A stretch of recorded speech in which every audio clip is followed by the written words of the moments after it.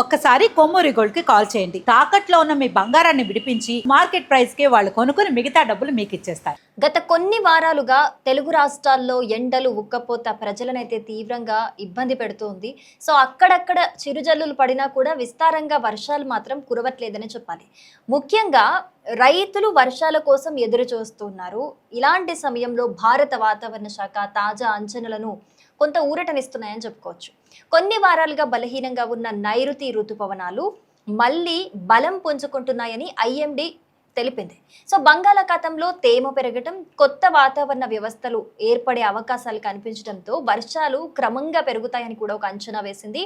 తెలంగాణలో వచ్చే వారమంతా చాలా జిల్లాల్లో తేలికపాటి నుంచి మోస్తారు వర్షాలు కురిసే అవకాశం ఉన్నట్లుగా తెలిపింది. ముఖ్యంగా ఉత్తర తెలంగాణ జిల్లాలైన ఆదిలాబాద్, కొమురం భీం ఆసిఫాబాద్, నిర్మల్, మంచిర్యాల, జగిత్యాల, నిజామాబాద్, కామారెడ్డి జిల్లాల్లో కొన్ని చోట్ల భారీ వర్షాలు నమోదయ్యే అవకాశం ఉందనైతే వాతావరణ శాఖ సూచిస్తోంది.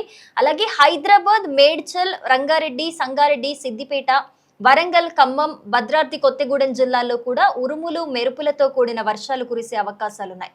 మధ్యాహ్నం తర్వాత మేఘావృత వాతావరణం ఏర్పడి సాయంత్రం లేదా రాత్రి వేళల్లో వర్షాలు పడే అవకాశం ఎక్కువగా ఉందనైతే అధికారులు అంచనా వేస్తున్నారు.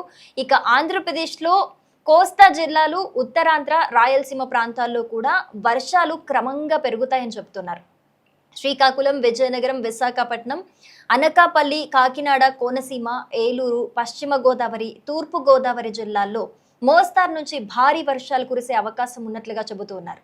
అటు ప్రకాశం, నెల్లూరు, తిరుపతి, చిత్తూరు, అన్నమయ్య, కడప, అనంతపురం, సత్యసాయి, కర్నూలు, నంద్యాల జిల్లాల్లో కూడా పలుచోట్ల వర్షాలు కురిసే అవకాశం ఉందని అంచనా వేస్తూ ఉన్నారు అధికారులు.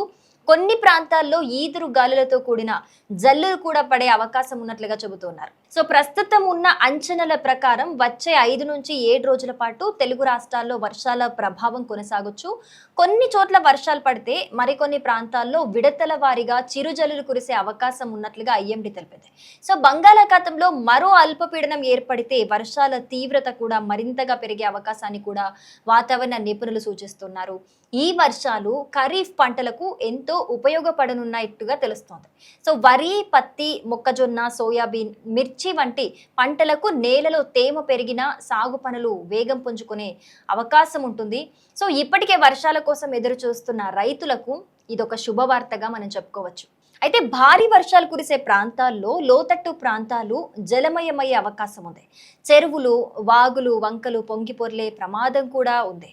అందుకే ప్రజలందరూ కూడా అవసరం లేకుండా వరద నీటిలోకి వెళ్ళకూడదని, స్థానిక అధికారుల సూచనలన్నీ కూడా తప్పనిసరిగా పాటించాలని కూడా వాతావరణ శాఖ హెచ్చరికలు జారీ చేస్తున్నట్లుగా తెలుస్తోంది. సో మొత్తానికి ఎండలతో అల్లాడుతున్న తెలుగు రాష్ట్రాలకైతే నైరుతి ఋతుపవనాలు ఊరటనివ్వనున్నాయి.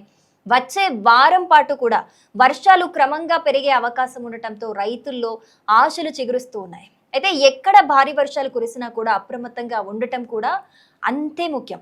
సో వాతావరణ శాఖ విడుదల చేసే తాజా హెచ్చరికలను ఎప్పటికప్పుడు గమనిస్తూ తగిన జాగ్రత్తలు తీసుకోవటం అనేది చాలా మంచిది.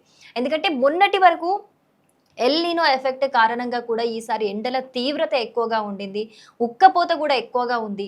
సో ఎల్ నినో కారణంగా వర్షాలు కూడా అనుకున్న స్థాయిలో పడే అవకాశం లేదని కూడా అప్పుడు ఎల్ నినోకి సంబంధించి కూడా నిపుణులు చెప్పిన పరిస్థితి.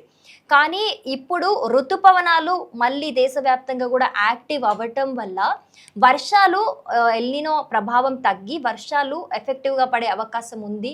సో ఇది రైతులకు ఒక శుభవార్తగా కూడా వాతావరణ శాఖ చెబుతున్న పరిస్థితి అయితే మనకు కనిపిస్తుంది. సో ఈ నేపథ్యంలో రైతులకు ఇది శుభవార్త అయినా కూడా మోతాదుకు మించి వర్షాలు పడితే కనుక అది మళ్ళీ వరదలు ఉధృతికి కారణమవుతుంది. కనుక అవసరం ఉంటే తప్పితే ప్రజలెవరూ బయటికి రాకుండా, వరద ప్రాంతాలకు వెళ్లకుండా, బయటికి వెళ్ళినప్పుడు కూడా తగు జాగ్రత్తలు తీసుకుంటూ, రోడ్ మీద డ్రైవ్ చేస్తున్నప్పుడు కూడా జాగ్రత్తలు అంటే ఎక్కడెక్కడ మ్యాన్ హోల్స్ ఓపెన్ ఉంటున్నాయి, ఎక్కడ ఎక్కువ గుంతల రూట్ ఉంది, ఇవన్నీ మనం వెళ్ళే దారిలో ఏ విధంగా రోడ్లు ఉన్నాయి, ఇవన్నీ గమనించుకొని వెళ్ళటం అనేది ఈ వర్షాకాలంలో మోతాదుకు మించి వర్షాలు పడినప్పుడు అవన్నీ గమనిస్తూ వెళ్ళడం అనేది చాలా మంచిది. ఎందుకంటే మనం పోయినప్పుడు వర్షాకాలంలోనే చూసాం, జనాలు చాలా తీవ్ర ఇబ్బందులు ఎదుర్కొన్నారు వర్షాల కారణంగా. సో ఈ వారం రోజుల పాటు కూడా 2 తెలుగు రాష్ట్రాల్లో వర్షాలు కురిసే ప్రభావం ఎక్కువగా కనిపిస్తున్న నేపథ్యంలో ఒకవేళ ఈ గ్యాప్లో మళ్ళీ బంగాళాఖాతంలో మరొక అల్పపీడనం ఏర్పడితే గనక ఆ అల్పపీడన ప్రభావం కూడా ఈ వర్షాలను మరింతగా పెంచే అవకాశం ఉంది. కాబట్టి